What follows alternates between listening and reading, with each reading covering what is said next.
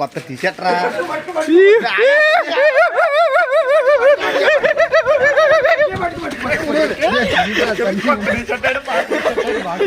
చూసారు కదా, దాస్ పుట్టినరోజుకి మేము అందరం అయితే ఆడ ఫేస్ కి కలర్స్ రాయేసాము.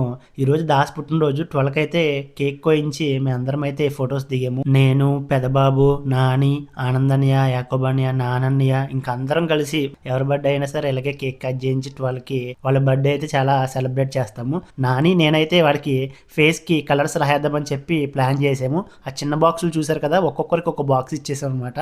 ఫొటోస్ దిగుతున్నప్పుడు నాని అయితే వెళ్ళి ఫస్ట్ రాయేసాడు, ఆ తర్వాత నేను రాయేసాను, తర్వాత ఆనందన్య, యాకోబన్య మొత్తం అందరం రాయేసి ఆడైతే పరిగెత్తే అన్నాడు ఇంటికి వెళ్ళిపోదామని చెప్పి అసలు అడ్డుపడి మరి కింద కూర్చోబెట్టి మరి రాయేసాము. అక్కడ అదంతా చీకటిగా ఉందని చెప్పి వెలుగులో తీసుకొచ్చి కూడా రాసాము. అసలు ఎందుకు ఇంత కక్ష కట్టేసి ఆడ మీద బర్త్డేకి అనుకుంటున్నారా?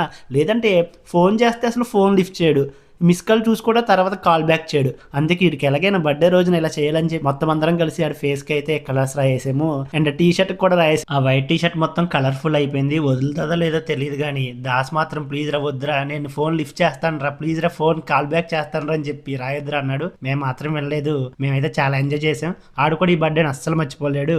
దాస్ అయితే కలర్స్ తో కలర్ఫుల్ గా ఉన్నాడు కదా, ఆ తర్వాత ఫ్రెష్ అయ్యి మళ్ళీ వచ్చాడు. ఈ లోపు మేము పండుగ రాదామని చెప్పి చాలా ట్రై చేసాము. వీడికి రాస్తుంటే ఆడైతే పారిపోయాడు.